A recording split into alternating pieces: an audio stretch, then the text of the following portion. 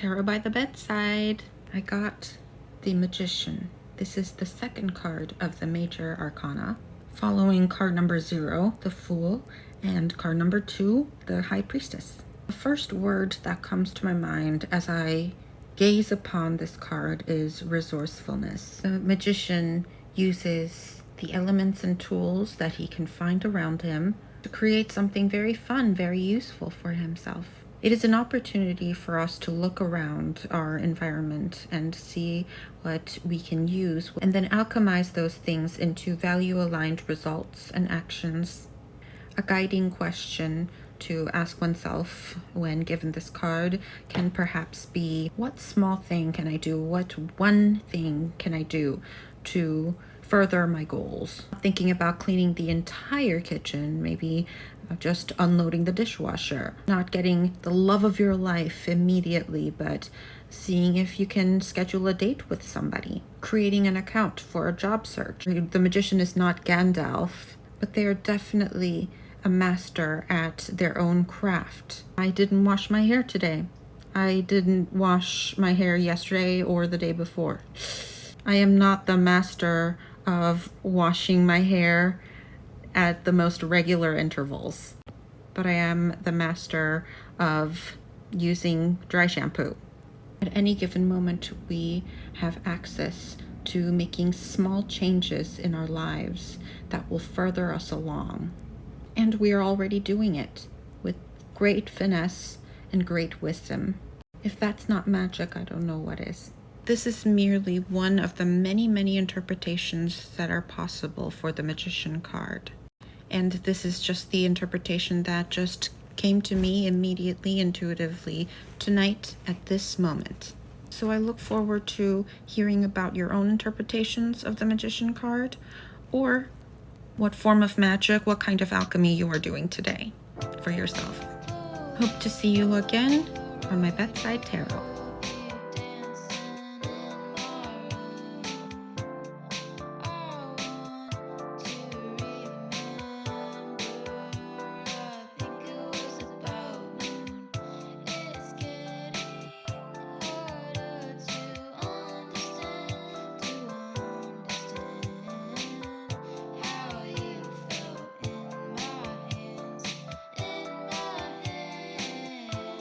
Welcome to Wanda's Bedside Tarot. Tarot by the Bedside. Today I drew the Queen of Ghosts, aka the Queen of Cups.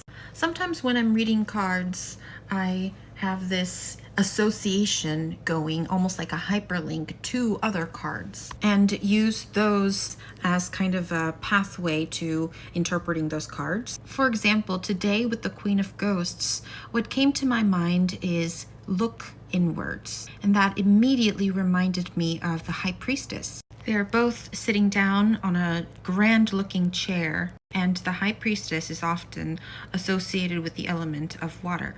So after looking at similarities, I look at differences. What is different between the Queen of Ghosts, the Queen of Cups, versus the High Priestess? First of all, the biggest difference that I can see is that the High Priestess is in the major arcana and therefore represents broader, bigger brush strokes. In contrast, the Queen of Cups, there's a sense of directionality there. We are being asked to look inwards, especially in the matters of the heart, in the realm of emotions, for the very purpose of making changes into the world of the individual, but also the community at large. It's not necessarily asking you to go into hermit mode, another hyperlink. Whereas the Hermit card has more of an emphasis on solitude, the Queen of Cups, the Queen of Ghosts, is still very much plugged in to her councils, to her community. Instead of rushing into action, the card is calling to sit back down on your throne and reflect on what you are doing, where are you going, why does it matter to you, especially emotionally. Listen to the counsels of your heart in all its ambiguity, fluidity, and contradictions. Soak them all in, reflect on them. Don't run away. Your heart is your greatest advisor at this time. Experience them, imbibe them, embody them. because you are their queen. In a practical sense, this might mean paying attention to what you are actually feeling for each actions, whether they are value aligned or not value aligned, without any judgment. Just pay attention to them, validate them, evaluate them. That's it for the Bedside Tarot. Thank you for being with me tonight. Good night. Good evening, it's Bedside Tarot with Wanda. Today we got the Knight of Bats, aka the Knight of Swords. We see so much movement and action in this card. It's so exciting, such a sense of direction. It's almost like you can hear this knight going, charge! This knight has places to go, things to do, a definite agenda. Both knights and swords correspond to the element of air, and air corresponds to the realm of the mind, the mental sphere. It is asking us to be unapologetic and courageous about pursuing and communicating the ideas, causes, inspirations that speak to us, that are important to us. The knight is not afraid to reach for the sky, reach for the stars. We are called to not be afraid to dream, to be an idealist. Because in brainstorming sessions, there are no wrong answers. When I drew this card, the word that immediately came to my mind is trust. Trust your intuition fearlessly. Speak up your mind fearlessly, because if that is your truth, you have nothing to fear. Let your truth give you power, because if you have a clear hold on your own true north, you are going places. And that's it for Tarot by the Bedside. Good night.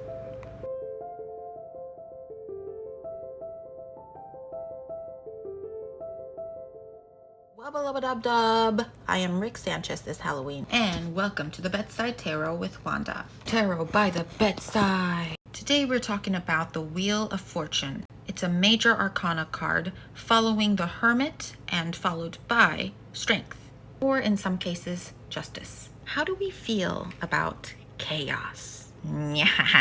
Does it occur to you as fun? Does it occur to you as scary? A little bit of both? Or are you the force of chaos? Life rarely goes according to plan, does it? And when faced by unpredictability, how do we show up? I used to feel a little scared about the Wheel of Fortune whenever I drew this card for myself. I think it's because I tended to identify with the person here in the center who is at the mercy of chaos. I mean, look at this person. They are not happy to be here. This kind of reminds me of the Hanged One. You know, the one that is suspended and tied up, a state of being bound, a state of surrender. What I love about the Halloween tarot deck is that there's this kind of impish whimsy to it. There's a sense of humor in each card. And now when I see this imagery, I think about a carnival, like a game. Sure, there's a potential for some losses, but there's also a potential for landing on a prize. And at the end of the day, it's all for good fun. This card to me seems to ask, do we always have to be the victim in the face of chaos? Or can we find moments of thrill and wonder and just good old fun, dancing along with the chaotic waves of chance and fortune? Because once you know that the only predictable thing in life is unpredictability, you can finally let go of certain standards and expectations that might have been holding you behind. And now I'm starting to see this person's expression, but more about kind of being resolute. The outcome might be unclear, but you can still be aware of the risks and potential good in this situation. And you can also focus on the things that you do have control over. For example, this person is holding a 4-leaf clover. What are our personal 4-leaf clovers that give us a sense of fortitude, give us a sense of hope, trust? If we know what we don't have control over, then we also know what we do have control over, and we can make those a source of great personal power. It's Tarot by the Bedside with Wanda. Today we got the 3 of Bats, aka the 3 of Swords. I know what some of y'all are thinking, breakup card? And I am here to challenge that. I know for some people tarot is a way to tell what's going to happen in the future, but for me, tarot is a tool for deep introspection and shadow work, shedding light into areas of our life that usually don't get as much attention.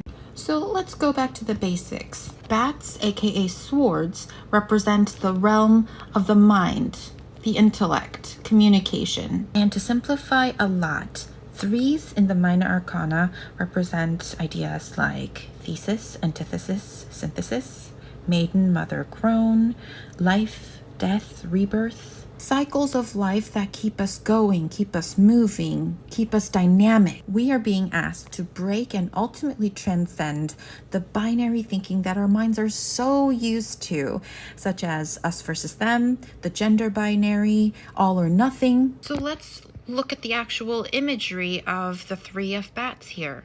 Why do you think the heart is such a central and prominent image in the three of bats, when bats and swords correspond to the element of the intellect, the mind, the mental realm?